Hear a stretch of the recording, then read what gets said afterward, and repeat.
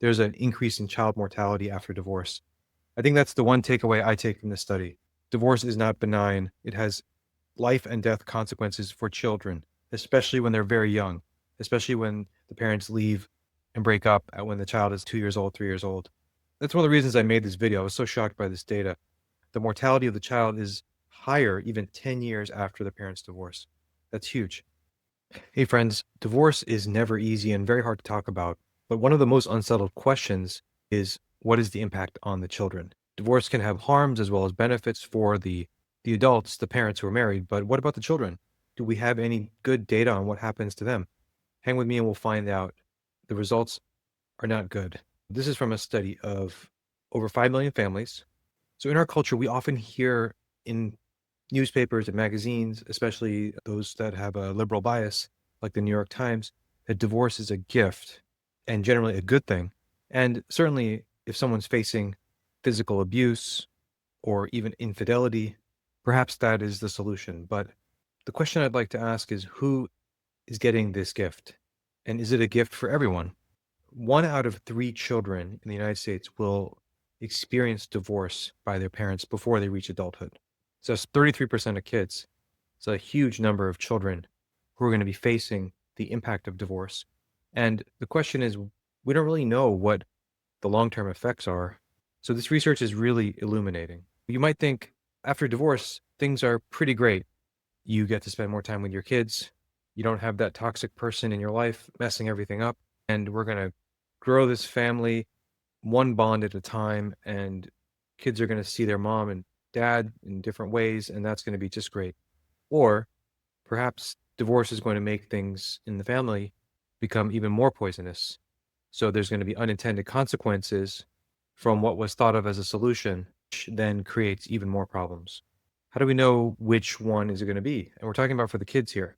So this study called Divorce, Family Arrangements, and Children's Adult Outcomes was put out by the National Bureau of Economic Research, and it has a economic framing, but it has more general social science implications. So here we know the number of divorces have been increasing.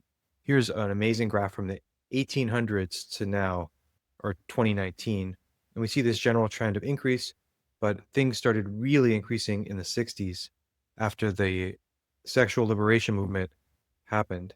And since then, they've actually gone down quite a bit, almost to the level of the 70s.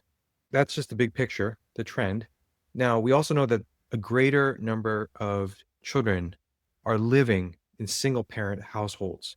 This is the percentage of households that have parents who were never married, the dark blue, divorced, and separated. And as you can see over time, a larger fraction than in the past of children are living in these non-typical parenting arrangements. And if you compare it between parents who are Black and white, African American and European American, we see that in the 40s, African Americans and European Americans were very similar in their parenting on this variable.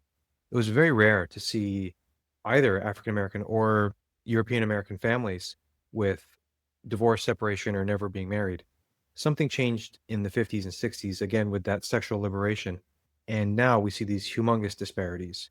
And it's hypothesized that this may be one of the key things that's creating a lot of downstream economic and other social disparities between racial groups. And I think that's what we're going to find out in this data. So here's the rate of divorce based on the parent's income.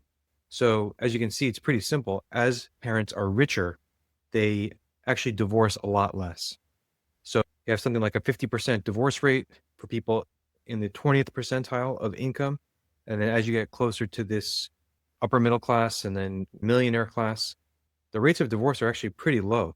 And that is really surprising because it's not what in the popular culture narratives. So a lot of these elites, these professors and journalists who are making all this money are preaching divorce, but they're actually themselves not really getting divorced very often. It's the people who are more poor who are getting these messages from the media and are then divorcing at much higher rates and having their families with negative impacts. So one way to say this is that academics preach the 60s, but they live the 50s. They live like conservatives in the 50s, but they talk and they preach like they're revolutionaries in the 60s, in the sexual revolution. And we see also the divorce rate by race here, and we see the disproportionate impact on Black families, Hispanic families, white families, Asian families, the least impacted. And this is similar to what we saw earlier with the types of parenting by race. And again, a lot of these impacts of divorce have disproportionate impacts on African American and Hispanic families.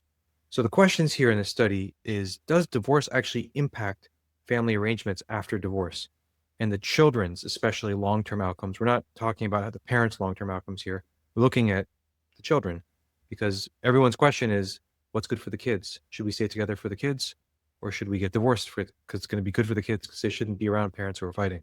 So let's see. The methods in the study are interesting because they examined linked tax and census records. And the reason that is interesting is because they looked at particular people and they took their census data and they matched them with their tax data from the IRS. I'm not sure how they had access to this, but that's a very smart method. And they looked at over 5 million children. And the reason they can infer causation, and this is the genius of the study, they took the same siblings in a family and they measured the differences between outcomes between those brothers and sisters or sisters and sisters, depending on how long they were exposed to divorce, even if they were in the same family. So, for example, if one kid is 3 and the other one's 10, and the parents get divorced, the kid who's 3 is going to be exposed to divorce for a lot longer before they become an adult than the kid who's 10. And the researchers would say, did that different exposure length have a negative impact more on the 3-year-old or the 10-year-old? And it's almost like a medical experiment where you expose people to something that you think is negative and see if it actually has any negative impact, like exposing people to different amounts of a bacteria or virus and seeing how sick they get. So what did they find? The results are very concerning and very stark. So after divorce, obviously families are going to move more frequently because they're divorced, and parents move apart. The typical thing, mother and father move to different cities or maybe nearby cities. So they show that the distance that the child has from the non-custodial parent increases especially dramatically. Non-custodial means the parent who didn't get the custody in court, which is common sense, of course. Yeah. So they're losing connections to that non-custodial parent, which is typically the dad. So the father generally leaves the picture. And what happens is that these households then change because, of course, the mom and the child or the dad and child who gets custody, they're not able to live in the same place because now they don't have the benefit of marriage for economic opportunity. Marriage is one of the best ways to create wealth because it allows two people to pool their resources and multiply them and also support each other. So unmarried people have much more of a difficult time generating wealth than married people. And what happens here is when people get divorced, people tend to relocate to much poorer neighborhoods or neighborhoods with less socioeconomic status and less economic opportunity. So that's one thing. So the child is being exposed to more poverty by divorce. And then the household income falls by about 50%. It's a huge drop in income because now the arrangements that were there before that were keeping security in the home are gone and you have to find new arrangements. So the income of the house will go down. And then also the parents are going to have to work longer hours because they're making less money. So moms on average work 8% more and then dads work 16% more because typically the dads are more responsible for providing economically for the house. And then the parents have less time to be with their kids. They have less attention for kids, and they also have less time to spend with the kids. These are some of the basic results. Nothing typically mind-blowing here. This all kind of makes sense. But I do think the loss of income is pretty surprising, and basically not seeing the non-custodial parent, less time with parents, less attention. I think the reason that's interesting is because people think they're going to have more time with their children after they divorce, but here they're saying that's not actually true. So here's parents working more hours, and that's one of the ways in which they have less time with their kids. This is total weekly work hours. You can see the dotted line is when a divorce happens. And then you can see before and after the dotted line here. So right before, things are not as high. And then, of course, people start working more. And the fathers work more after divorce than the mothers. And then this is the relative amount of work before and after divorce. And you can see the fathers are in blue here and the moms are in red. And these are years, the number of years after divorce. So even up to 10 years after divorce, the moms and dads are still working more than they were before. You can look here all the way up to 10 years, still more than before. All right. And then when parents move, the neighborhood quality drops, as I mentioned. So this is the amount of moving on the left. So after divorce, people start moving more. They move their address, they move different blocks. And then the right graph over here neighborhood income percentile, that means like how rich is your, it drops dramatically after divorce. So people are moving to poorer neighborhoods, and then poorer neighborhoods tend to have more difficult stuff going on like crime. And so it's not a good thing for the kids to be exposed to.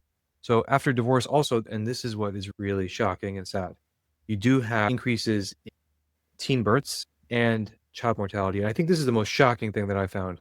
Children are dying more after the divorce, and 35 to 55% more, and more teen births, 65, 60%. So literally you can say from this study that divorce kills children. I don't think that's unreasonable to say. You can infer that from this data. There's an increase in child mortality after divorce. I think that's the one takeaway I take from this study. Divorce is not benign. It has life and death consequences for children, especially when they're very young, especially when the parents leave and break up when the child is 2 years old, 3 years old.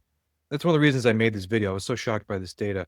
Girls have a lower marriage rate after their parents divorce. So the young girls are less likely to marry after their parents divorce. There's a reduction in the children's adult earnings. So how much money the children are going to make as adults goes down if their parents divorce. And this is pretty shocking stuff. So early childhood divorce, if you just look at the kids whose parents divorced when they were like 3 or 5 years old, you have a 9 to 13% drop in that child's adult income. That's pretty huge for something you might think of as, oh, that just happened a long time ago. That's just my parents divorced when I was 5 or 3.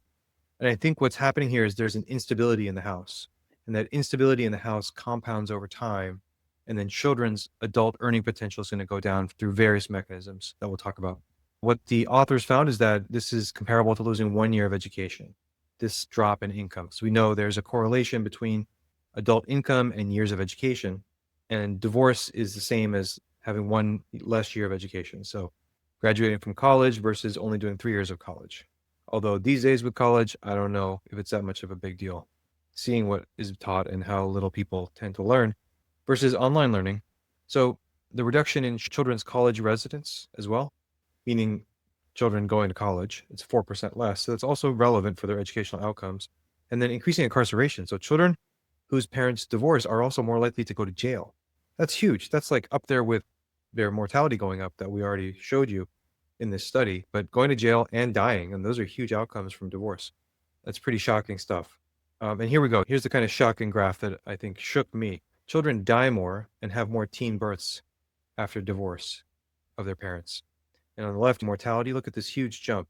And then on the right, teen birth going up, even 6 years after divorce. And this is even 10 years after divorce. You look, the mortality of the child is higher even 10 years after the parents' divorce.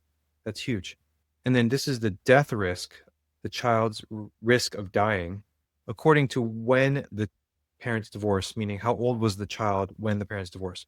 So here, if the child is 1 year old and the parents divorce, you see a huge jump in the chance of the child dying.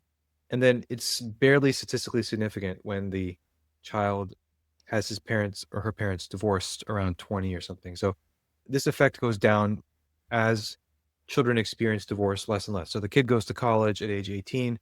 They've only had 2 years of experiencing the parents being divorced. There's not much of an impact. And then here we have for teen birth, of course. So again, around 18, there's not much of a difference in the risk of being a teen mom. But when parents divorce, when the child is very young, you see this huge jump in the risk of being a teen mom. So mortality, teen birth, incarceration, all kinds of bad stuff. In addition, here's the income reduction for the child when they're an adult based on how old they were when the parents divorced. And again, you see when the parents divorced when the child is like 1 year old, loss of income is more dramatic than if the parents divorce when the kid is like 18 or 20. Here's their chance of going to college attendance chance. See pretty consistent drops. And then again, by the time they're maybe 23, they're already out of college, so it's not much of a difference. In addition, the chance of going to jail, which is pretty dramatic here, terrible outcome for a child when they're an adult. This is their incarceration rate when they're an adult. We're not saying that children are going to jail here, but if the parents divorce when the children are younger, it's worse. And then here's the distance between the child and the non-resident parent.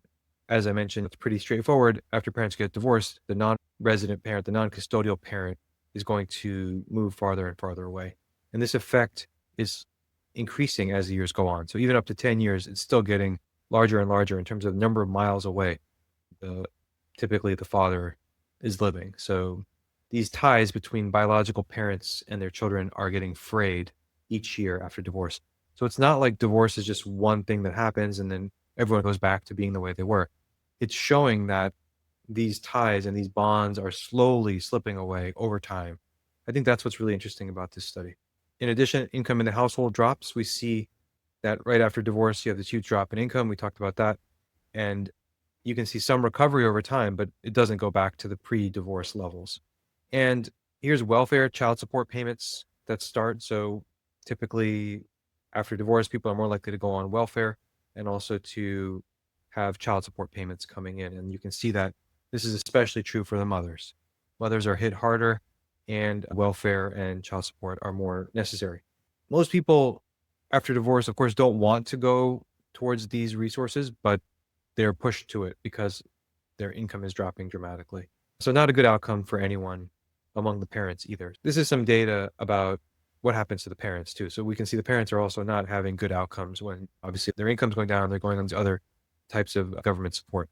So the question is, how is all this happening? What is the mechanism that explains these effects? We know they're happening, but is there any way that we can look at this data and see exactly how they're happening? So what we found when we looked into this data analysis that they did is what they say is that the mediation of all these negative things is happening particularly through parent proximity. So when the parents are being far away from the child, including the non-custodial parent, including the parent that doesn't get custody, that is explaining some of this variance. In addition, household income going down is explaining some of these outcomes.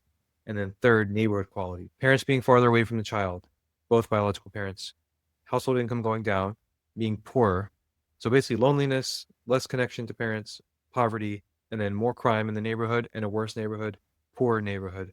All of these things are going to be the mechanisms.